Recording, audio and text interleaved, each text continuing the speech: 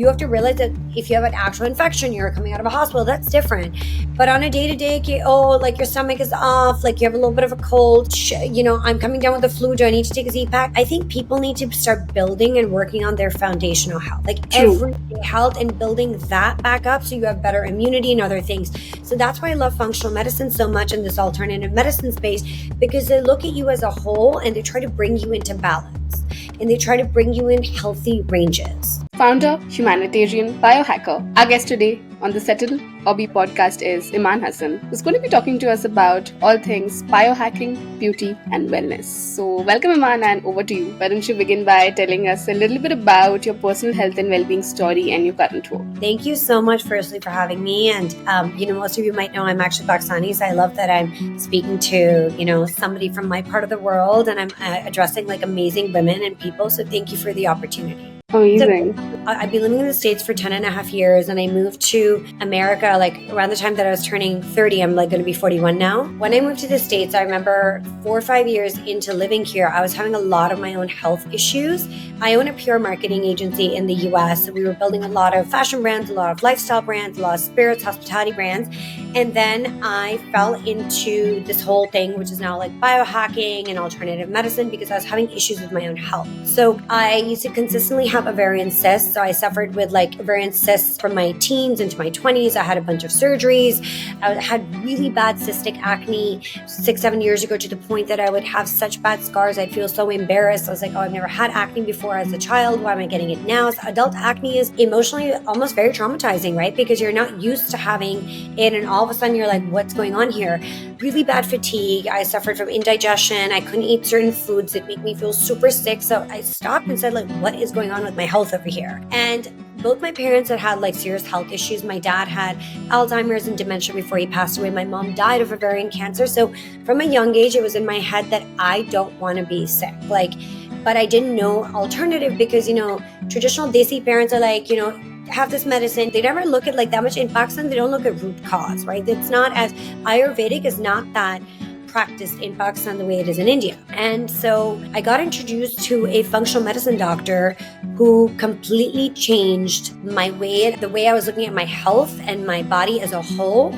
And he ran a bunch of labs on me. I did stool tests, and we found out I had complete hormone imbalance. I was extremely estrogen dominant, which is very dangerous in women, which is causing me to have acne and causing me to have cysts. I got off birth control. I was like, I don't want to be taking birth control, because the doctors had said, take birth control, balance out your hormones. It was causing havoc on my body, the synthetic hormone. I had candida, which is essentially a yeast infection. So my journey actually was really healing my body. Started like 5-6 years ago, and I've never looked back. And I'm turning 41 this year, and I can tell you I've never looked better or felt better or had more energy than I do now. You see old pictures of me versus now, like I don't even have to wear makeup. I feel so much like brighter and happier, and you can just see I have a lot more energy and I'm a lot more present. And thank God, touch wood, I was like, thank God I never get ill. But it's very rare that I even come down with something. So yeah, it's been a real journey. Amazing. That's amazing to know. And 41, like, wow, yeah. You don't look 41 at all, definitely. I'm sure you get this a lot. And, that's true. I mean, on one hand, while makeup can be quite empowering, right? Like makeup, getting your hair done, all of these things can be quite empowering in some ways. Even more empowering is feeling comfortable in your own skin, feeling healthy the way you are without having to apply so many of these layers of cosmetics, and being able to be confident, the way you are. So what is your take on biohacking beauty from within? Because we see so many of these brands whenever, weirdly, when we talk about health, the first thing that comes to people's minds is like skincare and haircare. I don't know why, like that's the first thing that pops up. Even when you talk about like supplement brands, the way they market it is usually more centered towards, hair care and skincare, where there are so many other benefits and so many underlying things that, supplements can help us with, but it's always the center of attention, hair care and skincare. So what is your take on biohacking skincare and hair care from within without having to stack on so many of these products? So that's a really good question you asked. So like you said, everything starts from the inside out. Like your skin and hair is a reflection of what's going on inside your body. How is your gut health? And kind of everything kind of really starts with the gut. There's another layer to this as well that I wanted to get into about your emotions. So the body keeps score is a really famous book, and it all talks about how like trauma and emotions get stored in your body. And that's a reflection also on how you look and feel on the external world. So first and foremost is having a healthy microbiome. Like, what is your actual gut health? Because that's going to reflect how your skin is, how your hair is, your cognitive function, all of that stuff. So I think beauty should really start from the inside out. And then also taking stock of your emotional health. How's your anxiety? Do you suffer from depression? If yes, what is the root cause of that? How's your relationship with your family? And if it's not great, that's okay. Everyone has issues. But like, how do you heal those parts of yourself to build a more confident version of you? So beauty is really about not only what you're putting on topically on your face or a collagen powder you're digesting. It is like, how do you really feel about yourself? How do you talk to yourself, communicate to yourself, and really where's your health overall? And I think a lot of people from South Asia especially, and I'll talk about this and stuff, we take so many antibiotics because it's so part of our culture that every time you take an antibiotic, your gut microbiome will never go back to the state it was originally in. Antibiotics completely destroy your gut. And in India and Pakistan, it is so common to take antibiotics for everything, right? You go to the doctor, they just give it to you, not realizing the detrimental impact it has on your gut.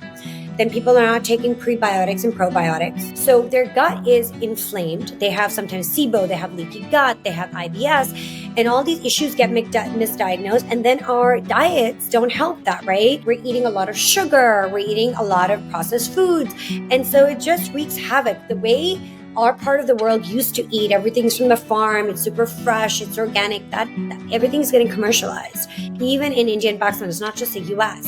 So our nutrients, we're not eating nutrient-rich foods, which is essentially affecting how we look. Absolutely, and especially about antibiotics. I mean, it's so common, like you said, even in India, like our families have them stacked at home. Like we don't even anymore go to the doctor. Like the minute we have a sore throat or a cold, that's it, take this, take this course, it's a 3-day course. Like we self-prescribe so much within the family itself. It's become very common to deal with whatever issues you have in that moment itself, and not taking care of the underlying issues, right? So that's so true and so relatable. That's what I always tell people, think 10 times. Of course, there are times that you're going to have to take an antibiotic, but really think through, do I need to take an antibiotic or not? Because you have to realize that if you have an actual infection, you're coming out of a hospital, that's different. But on a day-to-day, like your stomach is off, like you have a little bit of a cold, I'm coming down with the flu, do I need to take a Z-Pack? I think people need to start building and working on their foundational health, like everyday health, and building that back up so you have better immunity and other things.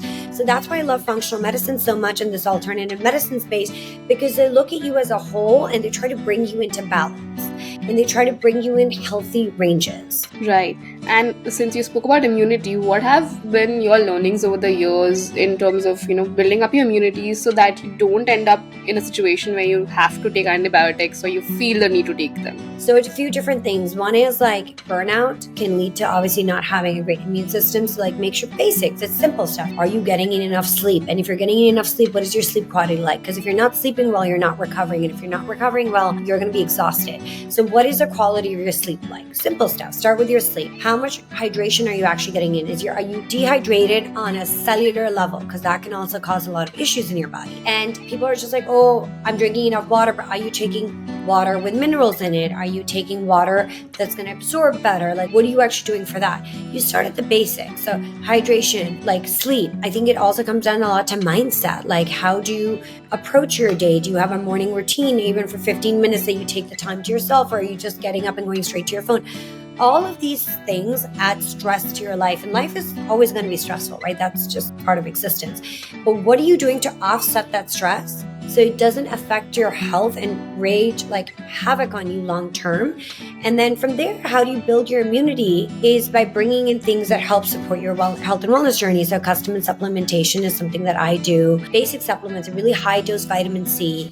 I personally love liposomal vitamin C because it's more bioavailable to your body. So that's something is simple, everyone should be able to do. Zinc is another great one that you can take. Eating in more vegetables is really important. Having like a good, healthy, like fully rounded diet. All of these different things. This all affect how healthy you are from day to day and how your overall immunity is going to be. Right, of course. And talking about stress, how much do you think can managing our stress have an impact on us in care compared to us having to use a lot of products, going to the doctor, or having a lot of treatments? And what has helped you personally to manage that stress with an intention to improve your overall well-being? I think stress is 80% of the problem. Stress will wreak havoc on your body. It's going to cause inflammation. Women sometimes don't get their period. Like, it throws you off completely, right? And your life will always have some form of stress. Like, I don't think anybody in this day and age, because of technology and this and that, we're ever going to live stress-free. But that's where it comes down to mindset. You have to ask yourself, can I really control this situation? Am I stressing about something that I ultimately don't have control of, right? It's understanding that you can only change the things that are right in front of you.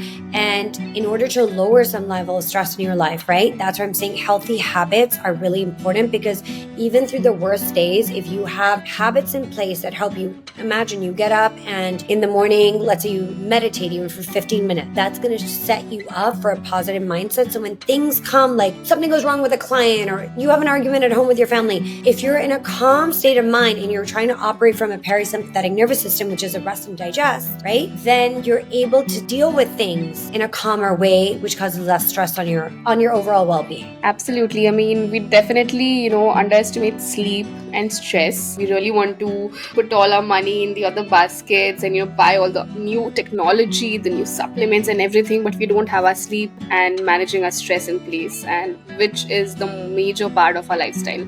I mean, even just right now, one of my friend was talking to me about, what help she needs to lose weight. And, I'm doing all of this and, what should I do? I'm working out, I'm having I'm having protein, I'm having all of these things. But then are you sleeping well? Like, how are you managing your stress well? Like with your long working hours, which is really neglected today. So I think we definitely need to focus more on that. For example, weight loss in women has a lot to do with your hormones, and your body will retain weight because if it's stressed out, because it's trying to protect you, right? So it's going to hold onto the stubborn weight and you're not going to be able to lose it.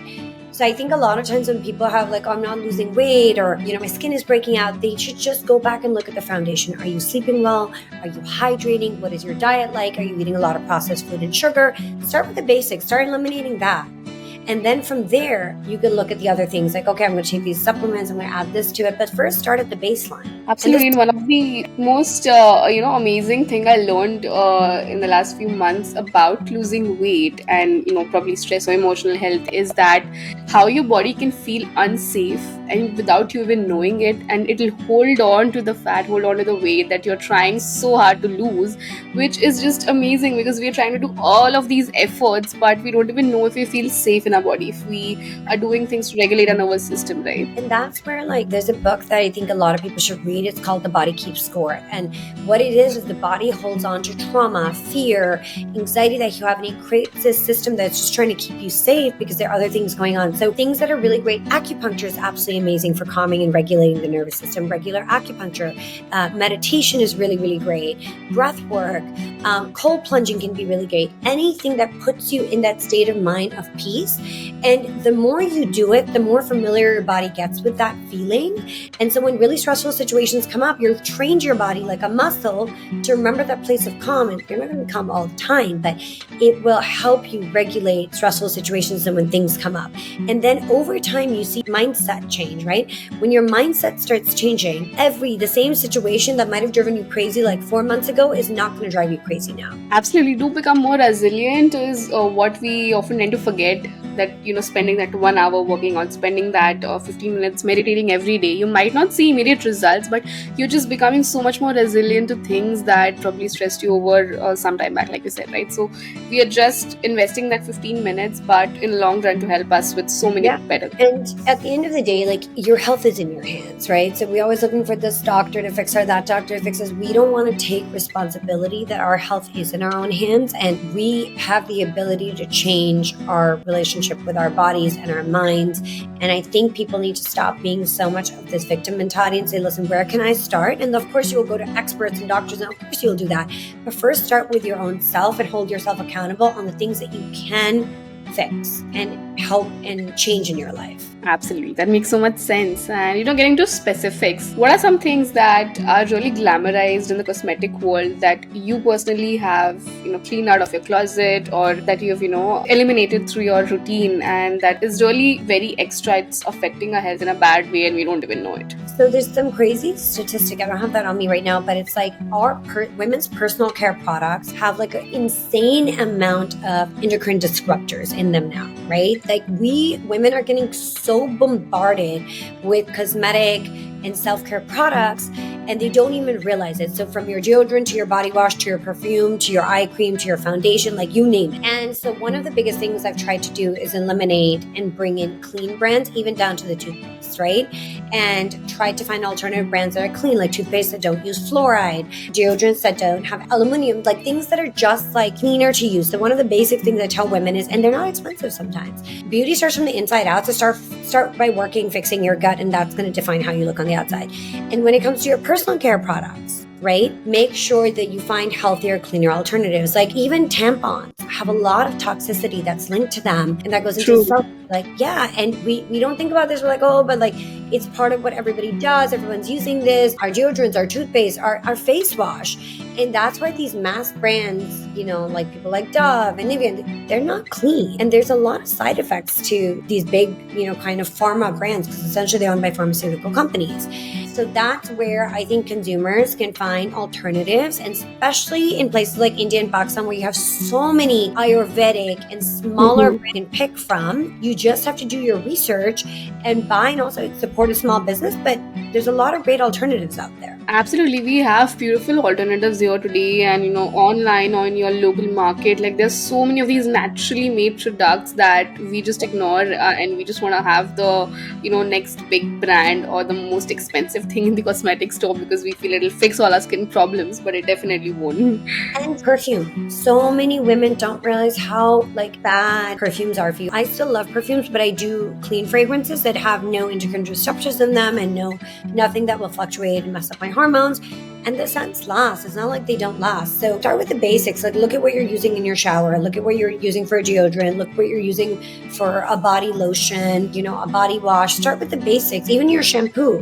Find alternatives, and your body will acclimate to them. Absolutely. This bit is definitely not going to make a lot of women happy right now listening to it, but definitely a little change here and there can help us in the long run. So thank you for sharing these insights. Of course, I cleaned out most of my stuff, and I don't buy any products that I know are toxic. And it's almost less expensive because I'm buying more kind of smaller brands that are also wonderful, and they work. They actually work. I'm somebody who goes to the gym 5 days a week. I'm using two non-toxic. I switch between them. Deodorants. I don't have an issue, and I work out every single day almost. Right, of course, that makes so much sense.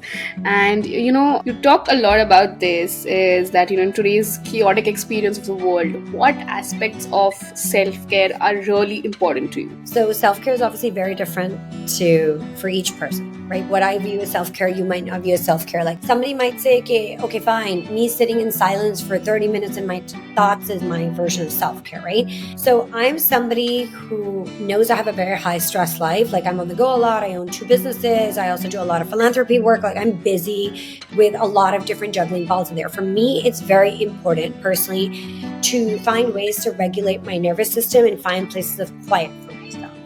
And for me, things like lymphatic drainage has become a really important thing because it helps calm me down. It's also really good. It moves your lymph. Lymph carries a lot of toxins. So I'm also doing, it's cleaning me out at the same time. So lymph massages is something I really enjoy. Acupuncture for me is a very important part of my life. You can tell when I'm doing the weeks that I'm doing acupuncture versus not. I feel very different. So that is a big part of my self-care routine. And then people don't realize this, but the people I keep around me. Who are you surrounding yourself with? What is their energy like? Are these people positive people, or are they going to be Debbie Downers who are dragging you down?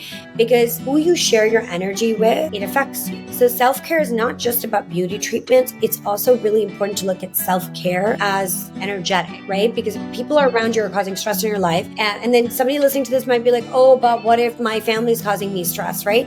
There's certain things you can't do certain things about. In our cultures, a lot of us live with our parents and things like that, right? But where you do have options, where you do have choices between friends and this and that, choose people to surround you. They're gonna aid you and support you in your life versus bring you down. Because the biggest part of self-care also is not having more additional stress in your life. Absolutely. And because, with the people we're really connected with, we really emotionally invest with them. And, things really, energies get exchanged. We are so invested emotionally. And this can have such a major impact without us knowing it, without, us doing all the things right in our lives. But probably this is something that we didn't really think about. And it's really causing that, nervous system all for us, and we don't even know it. And I think it's also really important for when you talk about self-care to find moments of silence for even 10 minutes to be in your own thoughts in your head. I think a lot of people try to escape their thoughts and don't want to be alone. I think it's really important to sit every day a little bit with yourself and check in with you about how you're feeling. How's your day going? What are the things that are bothering you? Okay, can I change those things? Okay, I can't change that. Let me focus on the things that I can't change. So that daily check-in is also part of self-care. True, and it's funny if you ask, random people about when was the last time you sat quietly by yourself for 10 minutes without having to think about the errands you have to run or the to-dos of the day. They won't remember it. Yeah. Because we don't. Because society is all about like social media, being on this, constantly engaging, getting these quick dopamine hits from, Instagram, TikTok, from people around us. We have become a society of instant gratification. And because of that, we're always seeking these quick dopamine hits that we're not able to sit in stillness and do. The work starts with us. It's a really your existence in life is a journey with yourself more than anybody else. It's not your parents, it's not your brothers, it's not your husband, it's not your sister. It's with you, and that relationship is one of the most important relationships. Is the one that you have with yourself. Absolutely, that's really beautiful, and thank you for sharing that with us. And lastly, what have been some of your non-negotiable biohacks ever since you got introduced to it, and what has worked for you, which are non-negotiables, and probably something that is very low tech or not too expensive? So obviously some things are a little bit more. I'll start with those. Like, for example, functional labs. Like, I do my blood work on insurance every 3 months because you really have to know where your body is before you start adding like supplements that you don't need and other things like that, right? So that's one thing that's really important. Good quality of sleep. I have an Aura ring that I wear, so I track my sleep quality, and I'll tell everybody here, which are some little things that if you don't have an Aura ring, how to improve your sleep. I suggest like going to bed by 10:30 and not having that much screen time before you're going to bed. So an hour before you're supposed to get on your phone, go to bed, put your phone away, put it on the side. Number 2, put your phone on airplane mode and don't put the phone that close to your bed when you are going to sleep, because the EMF radiation, it's scientifically proven, from the phone is terrible. So if you can, switch your phone on airplane mode, obviously set an alarm and put it aside. So little things like this. Making sure, like I said in the beginning of the podcast, I'm drinking enough water, because a lot of us are chronically dehydrated, and I'm taking in a lot of minerals, with my water. So I'm supplementing it that way. If you don't have minerals, take in just salt, like Celtic salt or basic salt. Just add a little bit to that in the morning is great. Other things that I think are really important is, are you getting in enough fiber? I think generally people miss the baseline. They don't get in enough fiber and protein. So for women, a big focus of mine this year is to get like 100 grams of protein in my diet every day, because I'm more to the petite side. If you're South Asians, tend to have difficulty gaining muscle mass. It's not that natural for us, right? You look at Brazilians and African Americans and they have great muscle definition and stuff. South Asian women don't naturally have that, right? It takes a lot more work for us to gain muscle mass. So am I taking in enough protein, right? And a lot of people in India, if they're, let's say they're vegetarian, right? They have to find alternative sources of protein. So I would look into like, if I need to, and you should be taking in close to your body weight in protein. So if you're vegetarian and you're listening to this, go through and find out how much chickpeas and other things that you take in have in protein allowance per day and take that in. If you're not vegetarian and you stuff, eggs is a great source of protein, how to incorporate more of that in. So that's another way to do it. And fiber plays a really big role in your overall health and wellness. And it's easy, right? These are easy things you can do at home, in your pantry, stuff like that. And another thing that I do is I only stick to 1 cup of coffee a day in the morning. Amazing. These are some amazing insights. And just to counter question, one of the aspect is fiber, because now you also are a podcaster, you're a biohacker. You know so many of these amazing speakers and researchers, doctors in this field. And we see such an uprise in the carnivore nutrition, right? And there's such a opposing view about fiber or eating plants in that way. And how do you deal with this, with so much information coming your way, you being a host yourself, you talking to people yourself, and being in this biohacking world? How do you choose what works for you and what doesn't? So I don't believe in doing anything extreme, right? I eat a range of food. I love food. So I'm not going to limit myself to being like, I'm never going to touch this, I'm never going to do this, because that's not sustainable personally, right? Then it takes out the pleasure of we come from cultures that a lot of our life is based around food. People come over, they eat, you go out for dinners, you eat. We have a very culture that food is a very big part of who we are. And that is being carried with me being South Asian, even though I live in the States. And so I don't want to be in a position that I have such strict, hard and fast rules that I don't enjoy my life. But things that I do is I don't try to eat processed food, because I just know it's not good for my overall health. And there's no science and data to suggest that processed food works. There's nothing good for it. I luckily don't have that much of a sweet tooth, but sugar, I do try to stay a little bit away from that. I luckily don't have that many cravings. My husband has a really big sweet tooth, but sugar is one thing I do try to avoid. And I don't believe in restrictive diets. I believe in having a full, vast range of a diet, because your microbiome needs that. Your microbiome actually thrives when you eat a variety of different food and you switch it up every week and you're giving it something different and feeding it on that. Absolutely. That makes so much sense. And it's true, because a lot of our audience are in this position right now where every episode talks about a new thing, and they get new information, and every single day they wake up and put this thing out, get this thing in. There's so much, it's overwhelming, right? So to really pick, and at the end of the day, there's so much decision fatigue that you just end up doing nothing from so many of the options available. People start small. Like, first look, are you vegan, vegetarian? Do you eat animal products or not? And start there. Simple stuff. Organic, where you can. Whole foods, wherever you can. Like whole foods. Eliminating processed food, a good quality of sleep, that alone actually will improve so much in your life just there. And then you can do things like start with the basics. You don't need to pay money for all these things. These are things that you can just start with, like healthy habits. Absolutely. That makes so much sense. Thank you for sharing these amazing insights with us, Iman. And this brings us to the end of the episode today. As we conclude, do you have any last messages or thoughts to leave us with? I think we sometimes don't realize we have more power than we think, and we give our power away to people. We're like, oh, this doctor will tell us what's wrong with me. This other person's going to tell me.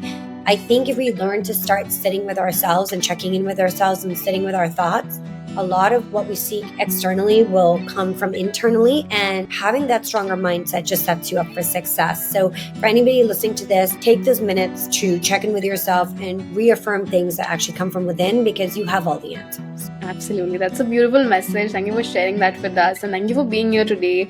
You have this amazing energy that radiates right through my laptop screen right now, and you are definitely doing such amazing work, and more power to you. If people don't follow you already, there'll be links in the description below. They can reach out to you, learn a lot more from you, and watch your journey more closely. Thank you. I really appreciate you bringing me on and, sharing kind of a little bit about my story with your guests, and I hope everyone enjoys it. Absolutely. This is a wonderful episode. Thank you once again for being here today.